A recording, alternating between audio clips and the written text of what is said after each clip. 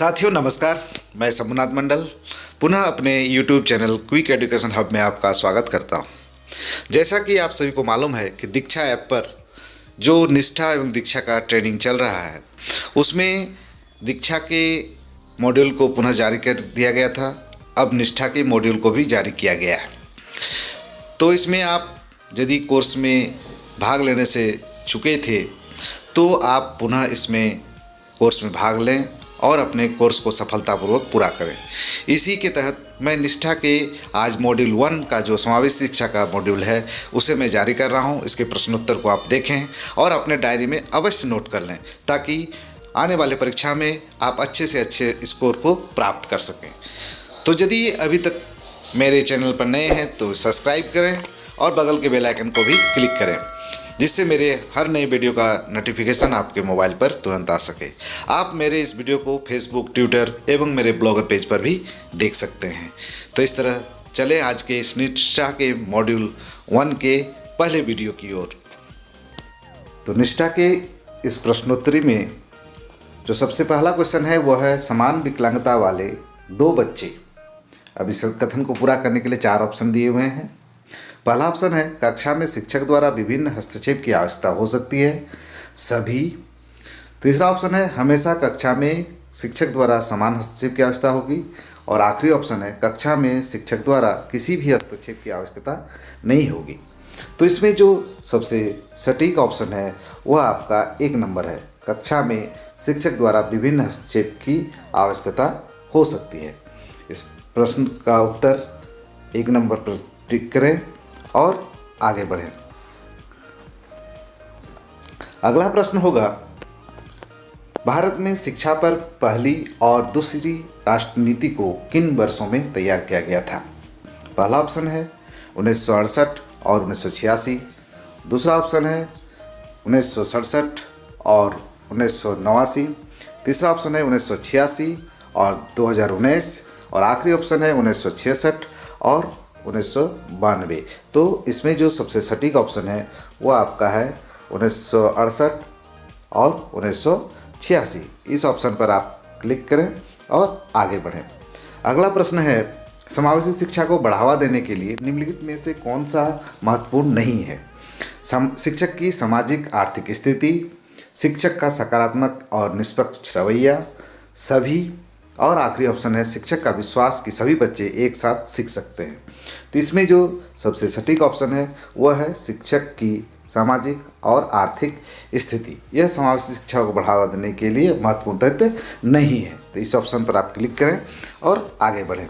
अगला प्रश्न है निम्नलिखित में से कौन सा कथन पाठ्यक्रम के लिए मान्य नहीं है। पहला ऑप्शन है यह भारत के विभिन्न स्तरों पर शिक्षा के लिए दृष्टि प्रदान करता है। दूसरा ऑप्शन है यह राष्ट्रीय पाठ्यचर्या की रूपरेखा से विकसित होता है। तीसरा ऑप्शन है यह स्कूलों में शिक्षा के उद्देश्यों को लागू करने के लिए डिजाइन की गई नियोजित गतिविधियों का एक समूह है। और आखिरी ऑप्शन है इसमें पाठ्यक्रम, पाठ्यपुस्तकों, शिक्षा शास्त्र और मूल्यांकन विधियों को शामिल किया गया है। तो इसमें पहले नंबर ऑप्शन को छोड़कर सभी मान्य हैं। तो इसमें हमें पूछा गया है कि कौन सा मान्य नहीं है। तो 1 नंबर ऑप्शन को आप क्लिक करें और आगे बढ़ें।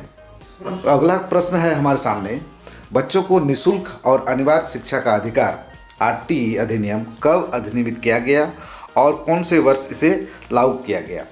तो अब ऑप्शन की ओर पढ़ते हैं हम लोग। पहला ऑप्शन है वर्ष 2009 में अधिनियमित और अप्रैल 2009 में लागू हुआ। सेकेंड ऑप्शन है वर्ष 2009 में अधिनियमित किया गया और अप्रैल 2010 में लागू हुआ। तीसरा ऑप्शन है वर्ष 2008 में अधिनियमित और अप्रैल 2009 में लागू हुआ। और आखिरी ऑप्शन है वर्ष 2008 में अधिनियमित और अप्रैल 2009 में लागू हुआ।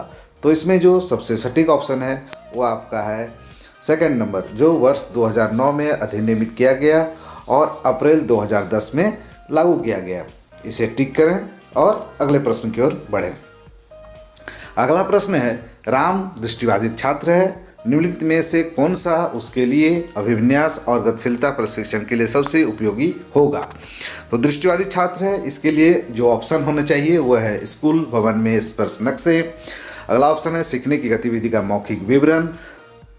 तीसरा ऑप्शन है नोटबंदी के लिए स्लेट और स्टाइलिश और आखिरी ऑप्शन है ऑडियो क्लिप्स। तो इसमें जो सबसे सटीक ऑप्शन होगा वो आपका होगा स्कूल भवन के स्पर्श नक्शे, यानी वह दृष्टिबाधित है, इसलिए स्पर्श नक्शे को छूने पर उसे जो उभरे हुए होते हैं उसे देखकर उसे समझने में आसानी होती है। तो इसे टिक करें और अगले प्रश्न की ओर बढ़ें। निम्नलिखित में से पाठ्यचर्या के रूपरेखा के लिए कौन सा वाक्य सही है?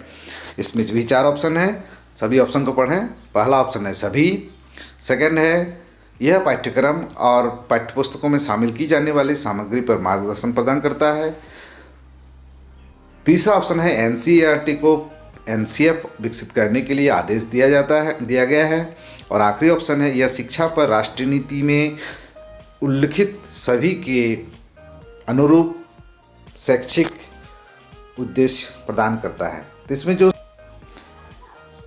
इसमें जो सबसे सटीक ऑप्शन है वो आपका 1 नंबर है, जो है सभी, यानी इसमें पाठ्यचर्या के रूपरेखा के लिए कौन सा वाक्य सही है? तो ये सभी ऑप्शन सही हैं।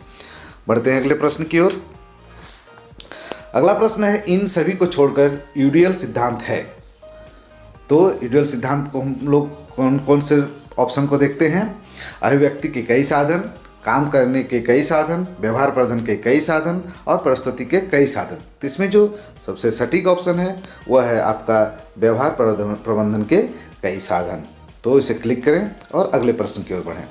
अगला प्रश्न है NEP नेशनल एजुकेशन पॉलिसी 2020 स्कूली शिक्षा के मौजूदा 10+2 डिजाइन किस में बदलने का प्रस्ताव देता है? तो हम लोग जानते थे कि पहले का जो एजुकेशन पॉलिसी है वो 10+2+3 पर आधारित था, जिसे अब बदलकर हम लोगों के सामने जो ऑप्शन दिए हैं 5+3+3+4, 5+3+4, इनमें से कोई नहीं, और आखिरी ऑप्शन है 3+5+3+5। तो इसमें जो सबसे सटीक उदाहरण है वो है आपका 5+3+3+4। तो इस ऑप्शन पर आप क्लिक करें और अगले प्रश्न की ओर बढ़ें। अब आपका नेक्स्ट क्वेश्चन है विकलांगता अधिनियम 2016 RPWD अधिनियम 2016 समावेशी शिक्षा को शिक्षा की एक प्रणाली के रूप में विकसित करता है, जिसमें विकलांगता और बिना विकलांगता वाले छात्र शामिल हैं। तब इसका ऑप्शन पढ़ें। एक साथ सीखें और शिक्षण और सीखने की प्रणाली उपयुक्त रूप से अनुकूलित है। एक साथ सीखें और शिक्षण के सीखने की प्रणाली समान बनी हुई है। एक ही स्कूल में भाग लें लेकिन विकलांगता वाले छात्र अलग कक्षाओं में सीखते हैं। और अगला ऑप्शन है सभी।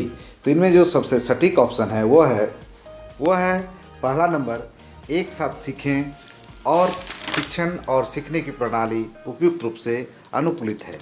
इस पर टिक करें और अगले भाग की ओर बढ़ें। इस प्रकार हम लोग सभी क्वेश्चन को टच किए हैं, कोई भी क्वेश्चन स्किप नहीं किए हैं। अब अपना सबमिट कर स्कोर को। तो इस प्रकार हम लोग 10/10 अंक प्राप्त किए हैं। आप भी अपना अंक प्राप्त करें। वीडियो देखने के लिए आपका बहुत बहुत धन्यवाद। यदि अच्छी लगे तो शेयर करें और सब्सक्राइब करें।